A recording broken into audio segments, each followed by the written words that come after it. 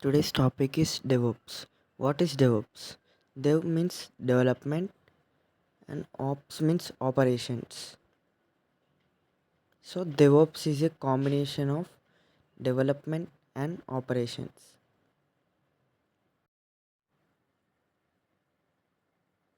Development includes planning,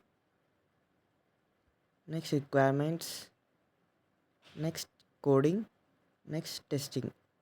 And operations include deployment, management, re- release and operations. So definition of DevOps. DevOps is a CI and CD process. So what is meant by CI? Continuous integration and continuous delivery. So it is a process to develop applications or a product.